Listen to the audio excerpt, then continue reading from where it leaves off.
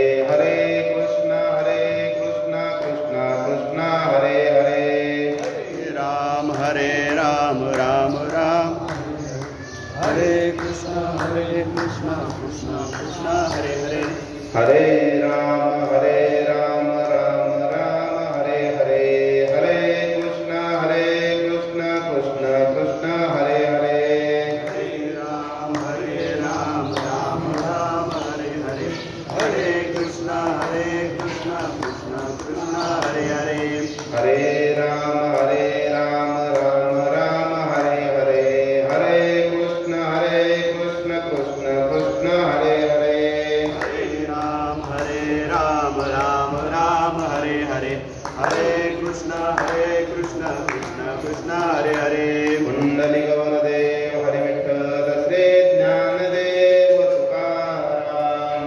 पंढरीनाथ भगवान की जय, माऊली ज्ञानेश्वर महाराज की जय, जगद्गुरु तुकाराम महाराज की जय.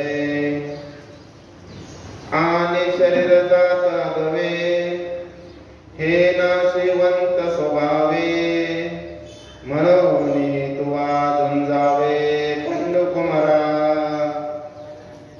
आणि शरीर जात आगवे, हे नाशिवंत स्वभावे, म्हणून तुवा झुंजावे पंडुकुमारा. वक्रतुंड महाकाय सूर्यकोटि समप्रभ, निर्विघ्नं कुरु मे देव सर्वकार्येषु सर्वदा. अलंकापुरी पुण्यभूमी पवित्र, तेथे नांदतो ज्ञानराजा सुपात्र. तया ठविता महापुण्यराशे, नमस्कार माझा श्री सद्गुरु ज्ञानेश्वराचे. मनोजवं मारुततुल्यवेगं, जितेन्द्रियं बुद्धिमतां वरिष्ठं, वातात्मजं वानरायूतमुख्यं, श्रीरामदूतं शरणं प्रपद्ये. आणि शरीर जात आगवे, हे नाशिवंत स्वभावे, म्हणून तुवा झुंजावे पंडुकुमारा. प्रस्तुत प्रसंगी प्रवचन रूपी सेवेकरिता निवडलेली ओवी साक्षात जगद्गुरु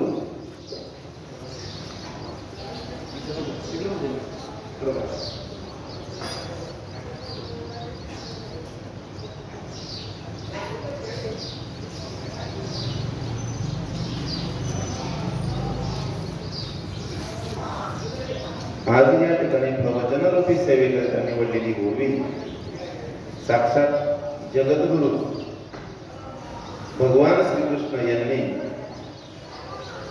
अर्जुनाला उपदेश करत असताना गीतेत दिलेली आहे. आणि त्या गीतेची टीका असलेली ज्ञानेश्वरी, त्या ज्ञानेश्वरीची 136 क्रमांकाची ओवी या ठिकाणी प्रवचन सेवेकरिता निवडलेली आहे.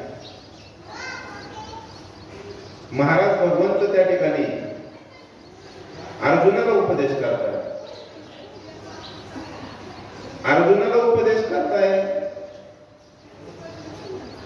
की बाबा रे, तू ज्या ठिकाणी उभा आहे ते ठिकाण कसं आहे, तर समोर अक्षयोनी सैन्य कौरवांचं,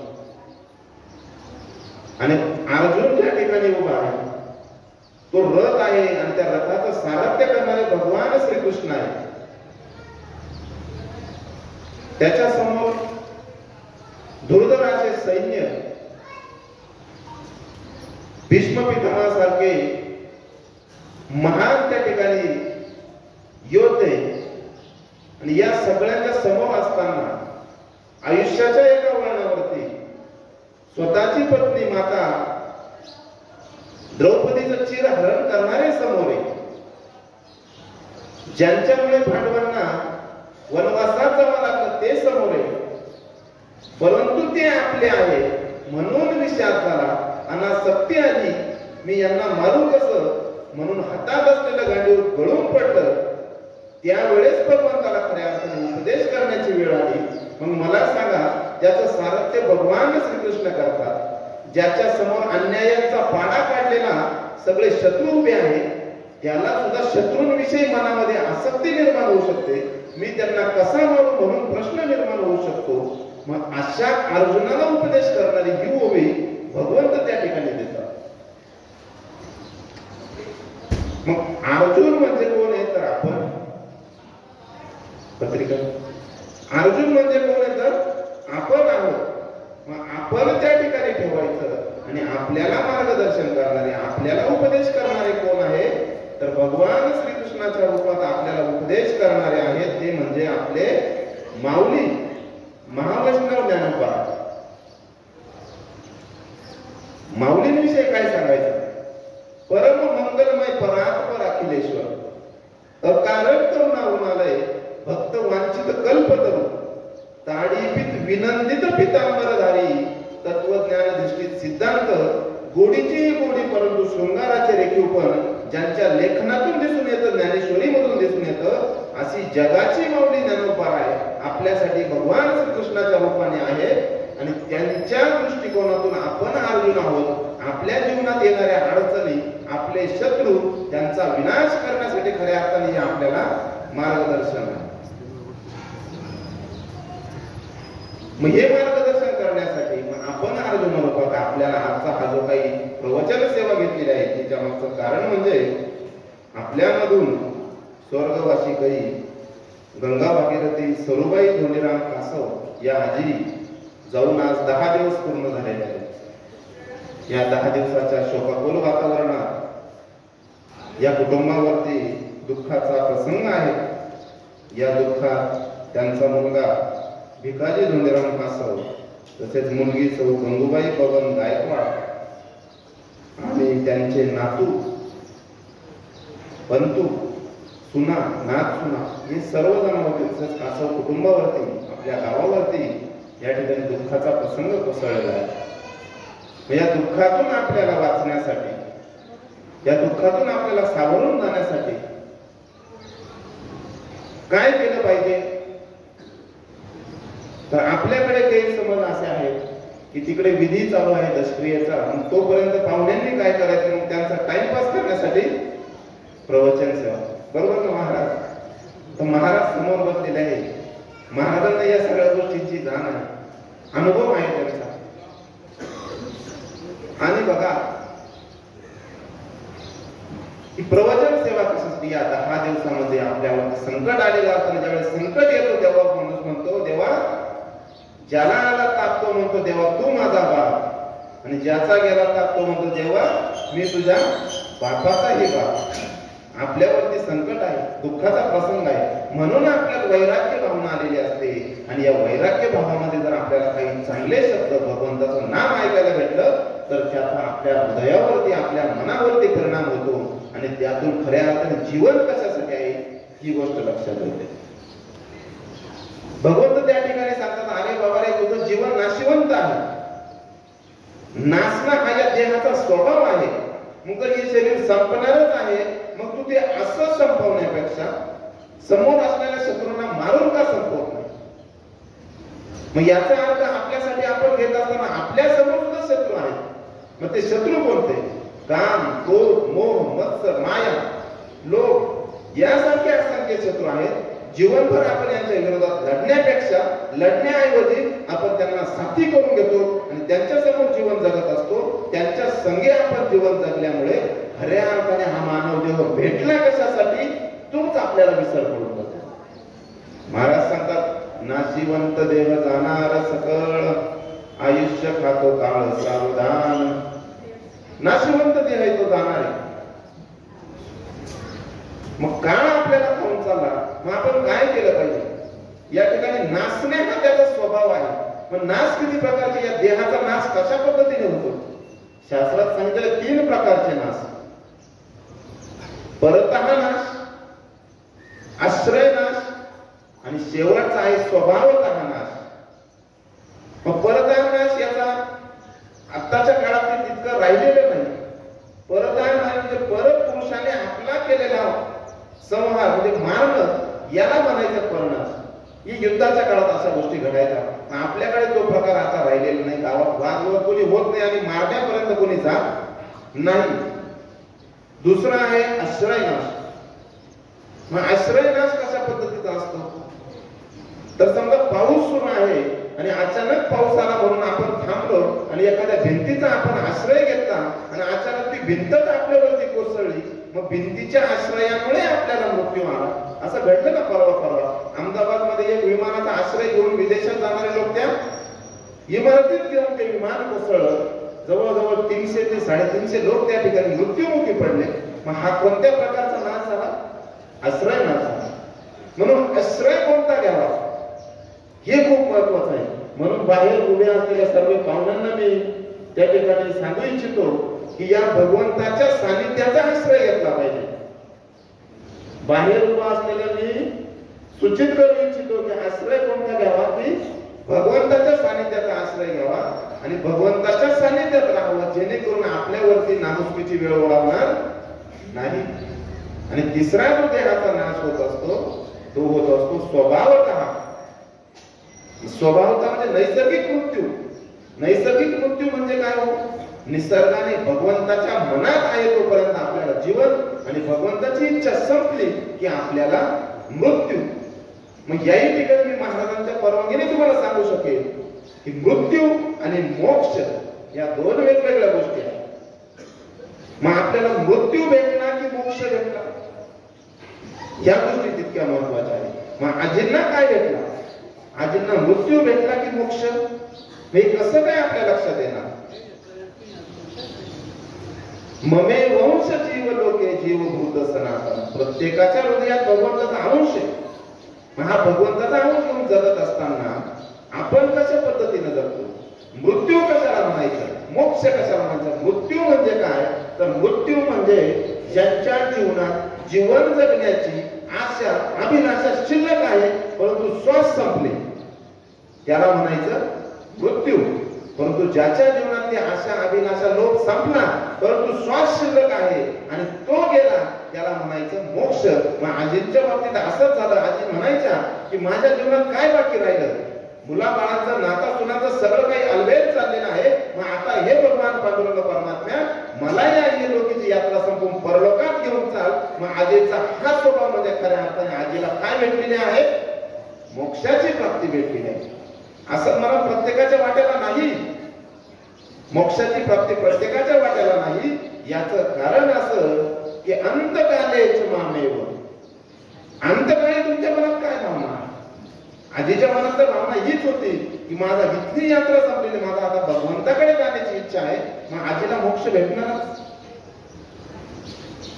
मग असं कुठे आहे का अंतकाळी असं पाहिजे? तर तेव्हा अर्जुन आणि भगवान श्रीकृष्णाचा संवाद सुरू होता आणि अर्जुन भगवंताला प्रश्न विचारतात, देवा मृत्यूच्या यातना खूप कठीण असतात. मग या यातनामधून जर मला सुटायचं असेल तर मी काय केलं पाहिजे? तेव्हा भगवंत हसतात, अरे बाबा तुझ्या समोर कोण उभा आहे आणि तू काय मागणं करतो? साक्षात भगवंत समोर उभे आहे आणि मागणं काय करतो की मृत्यूच्या नरक यातनेमधून मला जर सुटायचं असेल तर काय केलं पाहिजे? अरे बाबा हे मागणं चुकीचं आहे. तू भगवंत तुझ्या समोर असताना मागणं असं कर की हा मृत्यूच नको मला. मृत्यू यातनापेक्षा हा मृत्यूच नको. मग काय आहे तर भगवंत सांगतात, पुनरुपी जनन पुनरुपी मरण पुनरुपी जननी जठरे शयन. पुन्हा जन्म, पुन्हा मृत्यू, पुन्हा आईच्या उदरातून जन्म. मग त्या गर्भाच्या यातना कठीण असतात ना. म्हणजे यातना जर तुला नको असतील तर तू काय कर, ये संसारे बहु दुस्तरे कृपया पारे पायी मुरारे भज गोविंदम गोविंदम भज मूढ मते. या यातनाच नको ना. मग काय कर तू तुझ्या भगवंताचं नामस्मरण कर ना आणि नामस्मरणातून मुक्ती मिळव. मग भगवंत त्याला सांगतात, अरे बाबा तू एकटाच नाही. तुला तर दिव्य दृष्टी देऊन सुद्धा तुझा असा प्रश्न असेल तर माझ्या या सामान्य जनतेचं काय? महाराज त्या ठिकाणी सांगतात, देहाचे सुद्धा नाश होण्याचे जसे 3 प्रकार आहे तसे देहाचे सुद्धा 4 प्रकार सांगितले. हा देह कोणाला भेटतो? महाराज सांगतात काहींना हा देव भेटलाही नाही आणि तो कळाला सुद्धा नाही, काहींना मिळाला पण तो कळाला नाही. काही वर्ग असा आहे हा मनुष्य देह मिळाला सुद्धा आणि कळाला सुद्धा, आणि शेवटचा एक वर्ग असा आहे की ज्यांना हा मनुष्य देह मिळाला नाही परंतु त्यांना कळालेला आहे. मग कसं? माऊली ज्ञानेश्वरी त्या ठिकाणी वर्णन करतात, काय पुणे पंथीचे किडे काही किळसे घेते की शेणा मातीत आढळणारे जे किडे मुंगे आहेत यांना कधी त्या गोष्टीची किळस आली का? गटारात एखादा प्राणी जर लोळत असेल त्याला त्या गटाराची कधी किळस आली का? मग त्या ठिकाणी माऊली सांगतात की ज्या प्राण्यांना श्वापदांना हा देव मिळालाही नाही आणि त्यांना कळाला नाही, त्याचं कारण असं की त्यांनी कधी आपल्याकडे तक्रार केली की तुमच्या गावची गटार खूप दुर्गंधी देते म्हणून आम्ही त्यात जाणार नाही. देह मिळालाही नाही आणि त्याचा कळाला नाही, कारण तक्रारच त्यांनी कधी केली नाही. दुसरा वर्ग खूप महत्वाचा. दुसरा वर्ग कोणता? की ज्यांना हा मनुष्य देह मिळाला परंतु तो कळाला नाही. त्यात स्वतः अर्जुन जर येत असेल तर तुमची आमची काय केव्हा? अर्जुन म्हणजे कोण? सव्यसाची. अर्जुन म्हणजे कोण? पार्थ. अर्जुन म्हणजे कोण? धनंजय. पांडवानां धनंजय, की जो पांडवांमध्ये धनंजयाचा भगवान श्रीकृष्णाचा लाडका आहे, त्या अर्जुनाला सुद्धा ही गोष्ट कळू नये. मग आपली काय केव्हा हो? आपल्याला प्रवचन सुरू आहे पण मांडी घालून बसण्यात आपल्याला जर लाज वाटत असेल तर मग आपण मनुष्य देह मिळाला पण कळाला नाही. मग कसा कळाला नाही? बहुमृग जळ देखून या डोळा तुमकी जे अमृताचा गिळीता गळाला, तोडीला परिसू बांधियेला गळा शुक्ती का लोभी.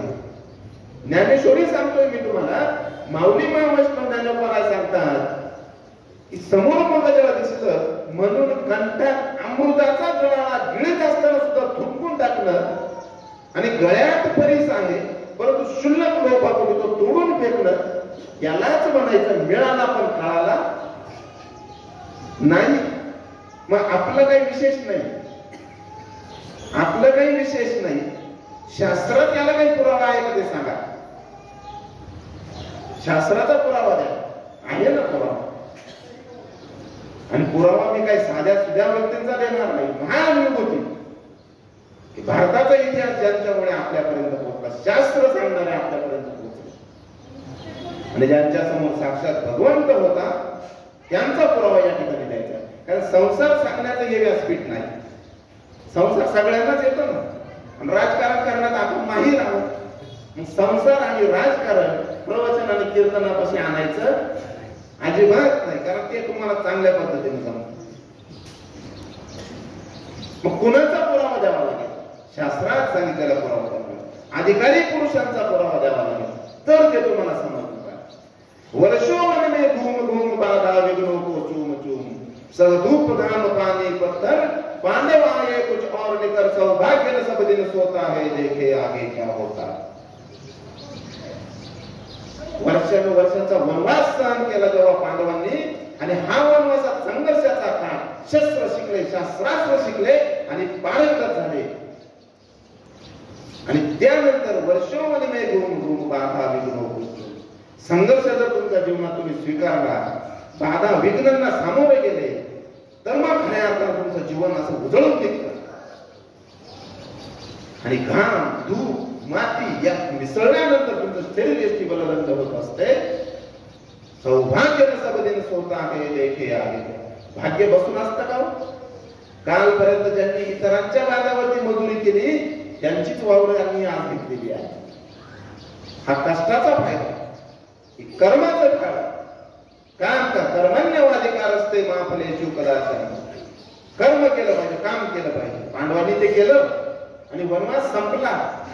आता वनवास संपल्यानंतर धर्मराजाने ठरवलं, भगवंताला बोलावलं, भगवंता देवा खूप मोठा आमच्या आयुष्याचा बर्बादी झाली, आम्हाला जर कौरव काही देत नसतील तर काहीच नको, पण त्या कौरवांना सांग आमचा वनाचा काळ संपलेला आहे, आम्हाला आमचं अर्ध राज्य परत दे. परंतु या अर्ध राज्य परत मिळवत असताना आम्हाला युद्ध नको. शांतीच्या मार्गाने, शांतीचा प्रस्ताव भगवंताला सांगतात तुम्ही घेऊन जा. परंतु हे सगळं कोण बघत होते? हे बघत होती द्रौपदी. आता माता द्रौपदीला इतका अन्याय झालेला, जगात स्त्रीवरती स्त्री किती अन्याय सहन करेल. म्हणून स्मृती सांगते यत्र नार्यस्तु पूज्यते रमन्ते तत्र वीरता, की ज्या राष्ट्रात स्त्रीचा सन्मान असतो तिथे भगवंत वास करतो. मग द्रौपदी भगवंताला बाजूला बोलून घेते आणि सांगते भगवंता तूच सांगतो स्त्रीचा सन्मान असेल तिथं भगवंत असतो, मग माझा इतका अपमान केला या कौरवांनी, त्यांच्याकडे तू शांतीचा संदेश घेऊन आला. आता भगवंता द्विधा मनस्थिती. धर्मराजा सांगतोय शांती पाहिजे आणि द्रौपदी सांगतो यांना शासन लढलं पाहिजे, युद्धच पाहिजे. आता ते भगवंत आहे, भगवंत त्यांनी ठरवलं ते पद नाही. शास्त्राला धरून चालणारे भगवंत मनाने काही करू शकत होते. त्याच दिवशी कौरवांचा नाश करू शकत होते, परंतु भगवान श्रीकृष्ण स्वतःच्या आत्याचा मुलगा जरासंध अन्यायपूर्ण होऊन द्यावा लागले 100, तेव्हा त्याला मारतात. म्हणून स्वतःच्या हातात शस्त्र आहे लगेच मारलं म्हणून असं होत नाही. त्याच पद्धतीने आणि भगवंत त्या ठिकाणी मैत्री की राह बताने को सबको सुमार्ग पर लाने को दुर्योधन को समझाने को भीषण विध्वंस बचाने को भगवान हस्तिनापुर आए पांडव का संदेश आलाय. कुठं आले भगवंत? हस्तिनापुराला आले. काय घेऊन आले? पांडवांचा संदेश. आणि संदेश कशासाठी? मैत्रीचा मार्ग वाढवण्यासाठी, सगळ्यांना सन्मार्गावरती आणण्यासाठी आणि भविष्यात घडणारा भीषण विध्वंस वाचवण्यासाठी भगवान शांतीचा प्रस्ताव घेऊन आलेले आहेत. आणि ती सभा भरली सभा मंडपात. आता त्याकडे राजा कोण झालेला होता? दुर्योधन. खऱ्या अर्थाने आपल्या मधला दुर्योधन जागा झालेला आहे कलियुगात. आता आपण स्वतःला साक्ष ठेवायचंय, आपण थोडा वेळ दुर्योधन आपण आहोत म्हणून समजून घ्यायचंय.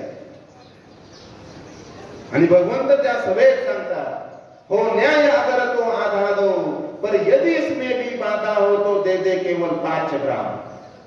हो न्याय अगर तो आधा दो पर यदि इसमें भी बाधा हो तो दे दे केवल 5 ग्राम. रखे अपनी धरती तमाम हम वही खुशी से खाएंगे परिजन पर आस न उठाएंगे. काय सांगतात भगवंत त्या वीर सभेमध्ये? हे दुर्योधना, तुझ्याकडे जर न्याय असेल ना तर अर्धा राज्याच्या पांडवांचं देऊन टाक. आणि तुला त्याच्यात सुद्धा जर शंका वाटत असेल तर 5च गावं दे. त्या 5 गावांची शेव ओलांडून सुद्धा हे पांडव बाहेर जाणार नाही आणि कुणाला त्याची अडचण सुद्धा येऊन देणार नाही. हे कोण सांगतंय? भगवान श्रीकृष्ण सांगतायत. कुणाला? दुर्योधनाला. सामान्य माणसाला आपल्याला एखादी गोष्ट सांगितली बाबा जाऊ दे त्याला रस्ता आहे त्या रस्त्याने, आपण ऐकत नाही. मग हा दुर्योधन म्हणजे आपण हे बरं का सध्या प्रवचन होईपर्यंत. आणि त्याला भगवंत सांगताय जेवून टाक. दुर्योधनाला माहित नव्हता का याचे परिणाम? माहित होते ना परिणाम. अहंकार, मीपणा, या सगळ्या गोष्टीने ओतप्रोत भरलेला हा दुर्योधन पुढे भगवंत आहे हीच गोष्ट विसरला. आणि काय म्हणला? दुर्योधन वह भी दे न सका आशीष समाज में ले न सका उल्टे हरि को बांधने चला जो था असाध्य साधने चला जब नाश मनुष्य पर छाता है पहले विवेक मर जाता. काय केलं दुर्योधनाने? देऊ शकला नाही ते, आणि ते दिलं नाहीच. समाजाचा आशीर्वाद सुद्धा घेऊ शकला नाही आणि उलटा भगवंताला बांधायला उठला. आणि म्हणून तेव्हा म्हटलं जातं विनाशकाले विपरीत बुद्धी जब नाश मनुष्य पर छाता है पहले विवेक मर जाता है. जेव्हा एखाद्यावरती नाश ओढवला जातो ना त्याची विचारशक्ती बंद होते आणि आपण कुणाच्या समोर काय काम करतो हे माणूस विसरून जातो. आणि तेच घडलं दुर्योधनाच्या बाबतीत. जब नाश मनुष्य पर छाता है पहले विवेक मर जाता है. आणि भगवंताला बंदिवान करण्यासाठी याने आदेश दिला सैनिको भगवंताला बंदिवान करा. आता इतका वेळ शांत असलेला भगवंत मात्र आता नाराज. बाबा शांतीचा प्रस्ताव घेऊन आलो मी. तुझा हा नाशिवंत देह संपणार आहे तो.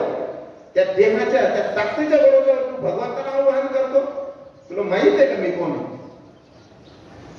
आणि बघा आपण म्हणतो काय नालायक माणूस हो, पण काय त्याची प्रगती.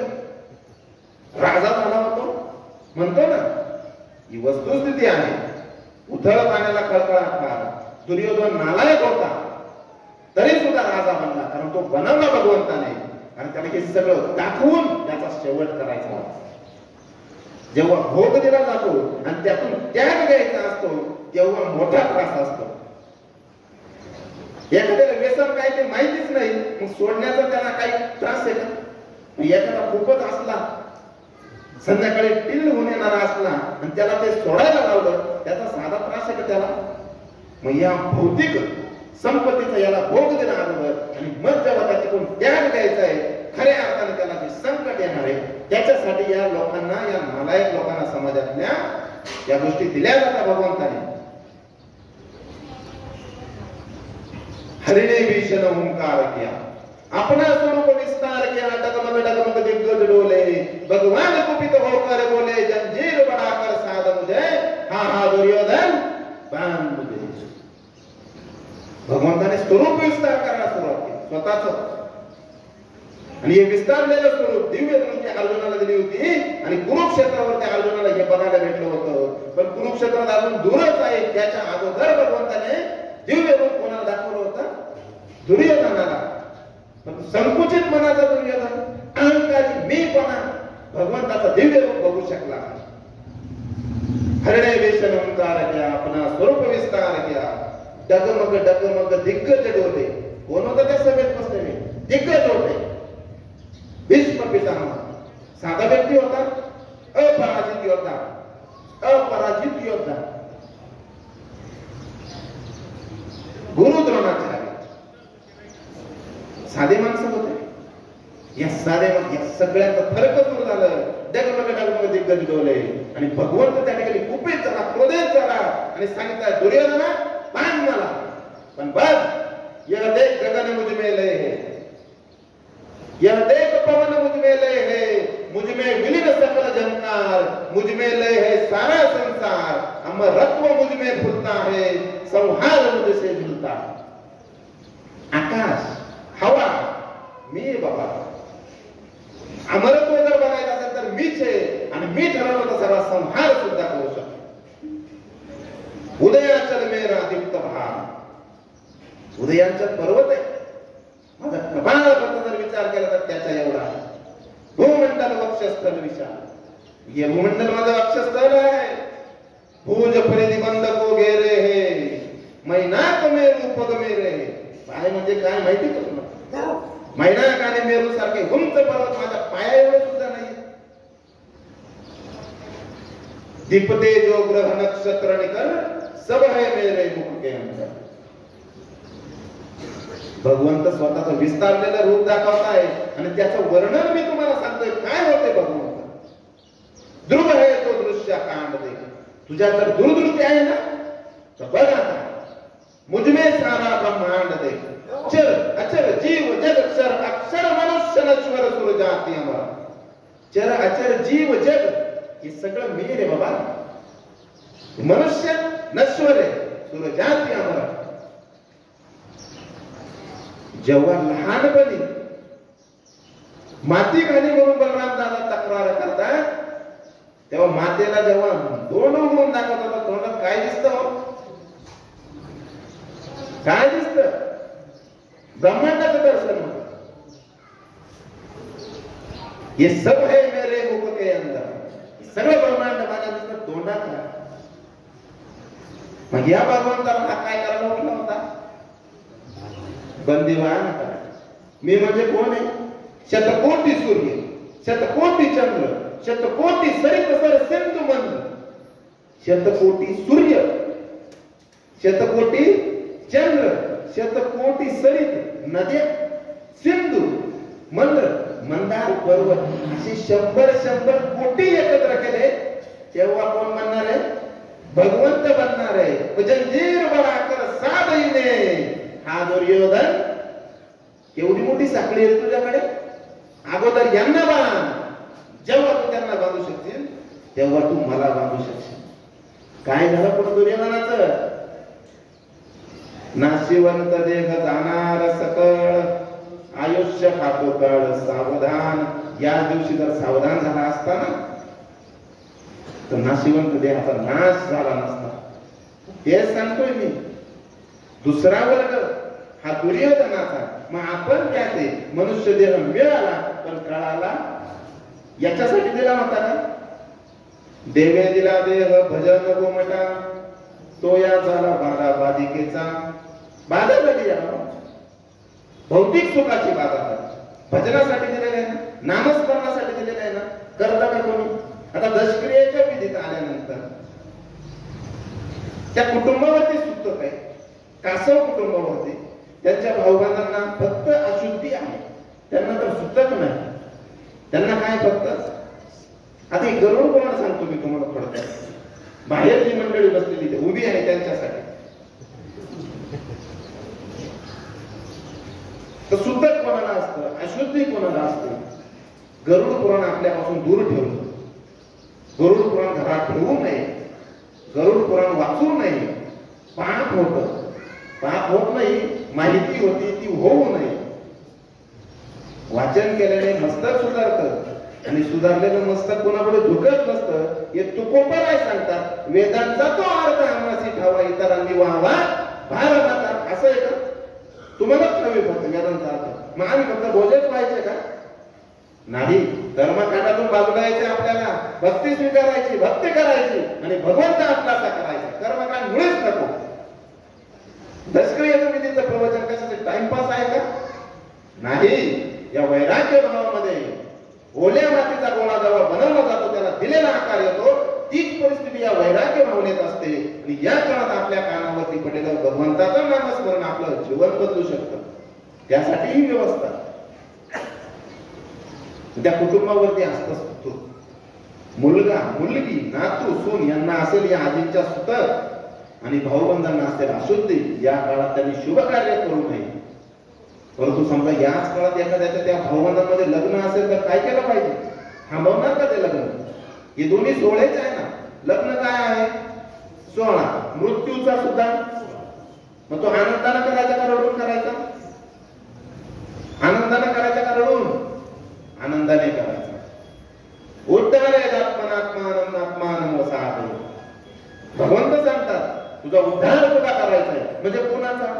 एका आत्म्याने दुसऱ्या आत्म्याचा उद्धार करायचा आहे. मग आत्मा गेल्यानंतर त्याच्यापाशी रडत बसले तर त्याचा उद्धार होणार आहे का? मुळेच होणार.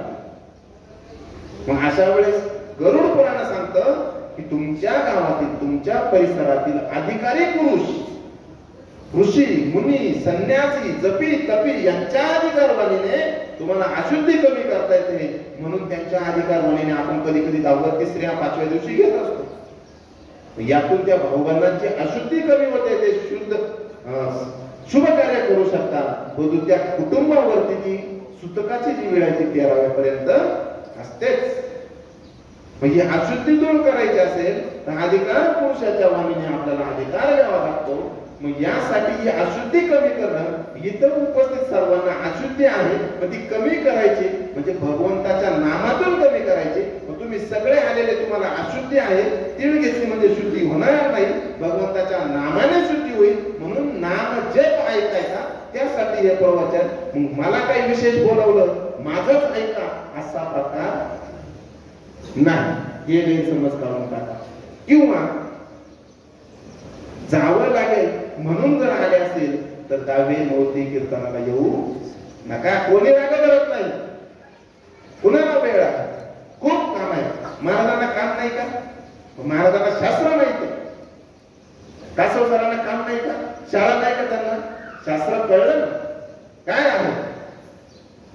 म्हणून त्यासाठी हे नामस्मरण. तिसरा जर देहाचा प्रकार बघितला आपण तर ज्यांना कळालाही आणि मिळालाही ते म्हणजे संत. चिंतने सरे तो सर्व सर्व काळ व धन्य धन्य काळ. सतत चिंतन, सतत भगवंताचा नामस्मरण. त्यांना हा देह कळाला, मिळाला. आणि कळाला तो कशासाठी? भगवत प्राप्तीसाठी. मग आपल्याला शक्य नाही.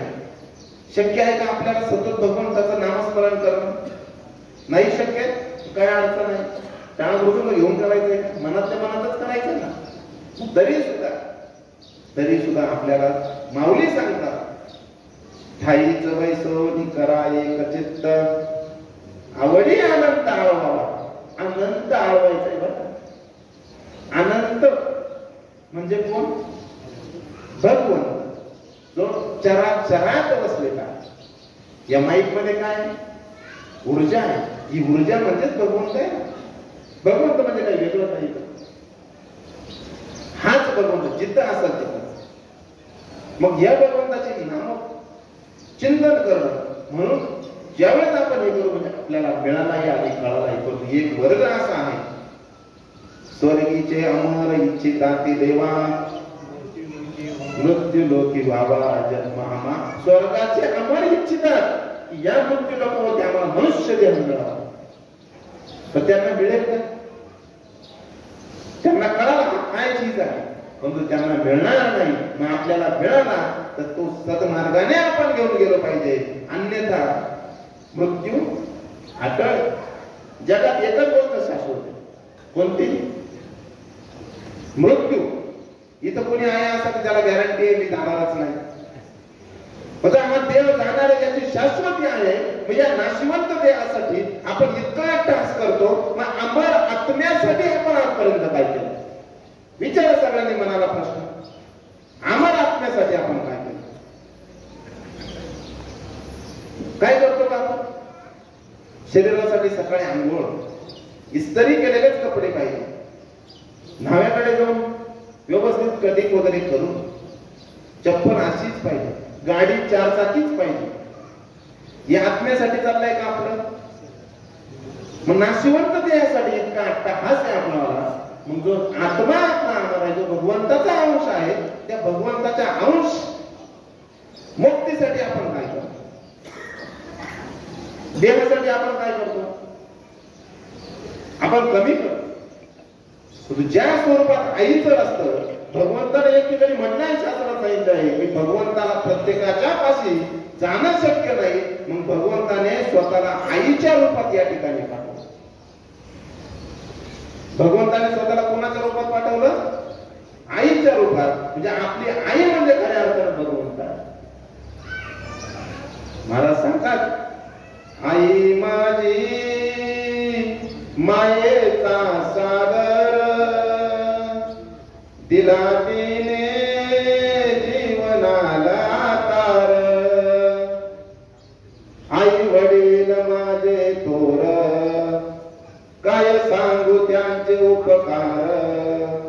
ओल्या मातीतून चालताना तुडविले काट्याचे फास. आई माझी मायेचा सागर, दिला तिने जीवनाला कार. तप जाऊन तन रथ रथ त्या रानात, राहिलीस माझ्यासाठी तुझ कष्टाच्या घामात. कधी मिळेल मुठभर घास, कधी घडे तिला उपवास. ओल्या मातीतून चालताना तुळविले काट्याचे फास. आई माझे मायेचा सागर, दिला तिने जीवनाला आकार. जीवनाला आकार देणारी आई आहे. या आईसाठी आपण काही करतो का? मला सांगा, आपल्यापैकी आपण पहाटे उठून आई दुपारी उठली असं कधी घडलं का? आपण भाकर केली आणि आईला ताट वळून दिला असं कधी घडलं का? घरात आपण पार्टी करतो आणि त्याचा सगळा झालेला जो पसारा आपण आवरला आणि आई त्याच्याकडे बघता असं कधी घडलं का? हे घराला भूक लागली, घरात एकच भाकर आहे आणि ही एक भाकर आईसाठी ठेवलेली आहे. बाहेरून पोरग परत आला, आई मला परत भूक लागली म्हणून जेवायला मागितलं, मग त्या आईने भाकर लपवली असं कधी घडलंय का? स्वतःच्या घासातला घास काढून देणारी आई म्हणजे खरे अर्थानं भगवंत आहे. आहे आणि ही आई आपल्याला जीवनभर सांभाळत राहली पाहिजे. आईला सांभाळण्याची वेळच येत नाही. आईच आपल्याला आयुष्यभर सांभाळते. आई म्हणजे काय हो?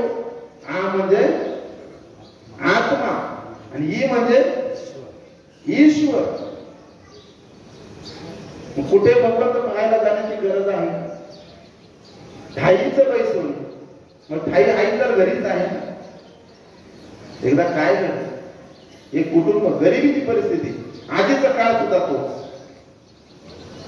72चा दुष्काळ साधी गोष्ट नव्हती आणि संपूर्ण महाराष्ट्राने ते भोगलंय. पिण्यासाठी पाणी होतं, वयोवृद्ध व्यक्ती असतील ते सांगतील, परंतु खायसाठी अन्नधान्य नव्हतं. आणि एक गरीब कुटुंब, 4 लेकर, घरात अन्नधान्य नाही, काम नाही, शेती पिकलेली नाही. या काळात 4 मुलं सांभाळणं इतकी सोपी गोष्ट नव्हती. वडील कामानिमित्त बाहेर गेले, शोधाशोध सुरू करू लागले, काम मिळतंय का. 8 दिवस झाले ते घरी आले नाही. 4 मुलांचा संसार करणं आईला खूप अवघड होऊन बसलं. परंतु 4 दिवस आईने व्यवस्थित त्यांचा सांभाळ केला. कारण घरात आलेलं धनधान्य त्याचं दळण करून पीठ करून आईने त्यांना जगवलं. 4 दिवसानंतर घरातलं हे सगळं संपलं. ज्या दिवशी हे सगळं संपलं, आईने पिठाचा डबा उघडला, झटकला आणि त्यातून एक भाकर तयार झाली. तयार झालेली एक भाकर 4 लेकरांना चतकोर वाढली आणि आई त्या दिवशी मात्र उपाशी झोपली. मोठा मुलगा 5वी 6वीला असावा, त्याच्या ही गोष्ट लक्षात आली आणि तो पुन्हा आईजवळ रडायला लागला, आई अगं माझं चतकोर भाकरीत भागलं नाही ग. तेव्हा आईच्या मात्र डोळ्यात अश्रू आले. शेजारी गेली, विनंती करून पाया पडली आणि शेजारीकडून 4 धान्याची तुकडे तांदळाचे धान्य घेऊन आली. मुलाला भात करून घातला. आई मात्र उपाशी झोपली. मग आईचं हे उपाशी झोपणारं हृदय आपल्याला इतरांमध्ये भेटणार नाही. म्हणून आईसाठी जीवनभर आपण कष्ट करणं गरजेचं आहे. मग आईसाठी कष्ट करायचे म्हणजे वेगळं काहीच नाही. आईला परतून न बोलणं आणि आईचा आदर राखणं हेच कष्ट आईला अपेक्षित आहे. त्या व्यतिरिक्त आईला काहीच नाही. आई काय करू शकते? आई जीवनाला आकार देऊ शकते. मग कशा पद्धतीने आकार देते? आईच सगळं करू शकते. एकदा शिवनेरी किल्ल्यावरती काय घडलं, राजमाता जिजाऊ त्या ठिकाणी माचीत बसलेल्या, किल्ल्याला माचा असायच्या, त्या माचीत बसलेल्या आणि समोर त्यांना बाण शिवाजी आणि त्यांची सौंदर्य खेळ खेळताना दिसले. आई काय करू शकते बघा. आणि हा चाललेला खेळ जेव्हा आई बघत होती आणि त्यांचा खेळ काही आट्यापाट्याचा होता का? शस्त्रास्त्र चालवण्याचा तो खेळ सुरू होता आणि बाण शिवाजी त्या ठिकाणी सपासप वार करत होते, सवंगडी वार झेलत होते, तेही पडे वार करत होते आणि महाराज शिवाजी, बाण शिवाजी त्या ठिकाणी वार झेलत होते. एकदम असं रंगात आलेला खेळ, असा रंगात आलेला आणि सांजा मावळल्या. राजमाता जिजाऊ त्यांना सांगायला लागल्या की बाण शिवाजी, साहेब प्रार्थनेची वेळ झाली, तू लवकर घरात ये, दिवा लाव, आपल्याला प्रार्थना घ्यायची. परंतु बाण शिवाजी त्या ठिकाणी युद्धात इतका घडून गेलेला, सपासप वार करत होता. आओ आओ दुश्मनो आओ, मैं तुमको ऐसा करता वैसा करता आणि वार करत होते बाण शिवाजी. त्यावेळेस राजमाता रागावल्या, बाळा राजा तुम्हाला लवकर यायचं नाही का? तुम्ही जर लवकर आले नाही तर मी बामण कोणाला बोलायला. आणि त्या दिवशी टुमकून या बाण शिवाजीने त्या माचीवरती उडी मारली, तलवार सावरली आणि बोला बोला माता माणसाहेब बोला, कोण तो बाबू त्याची याच ठिकाणी भांडोळ्या करतो. हे जे स्वराज्य आपल्याला दिसतंय ना, ते बाण शिवाजीवरती राजमाताने घडवलेल्या संस्कारांमुळे. आपल्या कपाळाला, माता मावळ्यांच्या कपाळाला कुंकू दिसतोय, पुरुषांच्या गळ्यात माळ दिसते. हे सगळं हिंदुत्व टिकवलं त्या राजमाता जिजाऊ यांनी. कारण बालकाच्या मनामध्ये असा संस्कार पेरून ठेवला की येणारा कोणी जर दुश्मन असेल तर त्याच्या काय करायच्या? खांडोळा करायच्या. खऱ्या अर्थाने त्यांना देव मिळाला आणि कळाला सुद्धा. मग आपण सुद्धा हा देव मिळालेला आहे. मग भगवंताच्या नामस्मरणात तो कसा राहील याच्यासाठी आपल्याला प्रयत्न करायचा. कधी कधी आपल्याला राग येतो,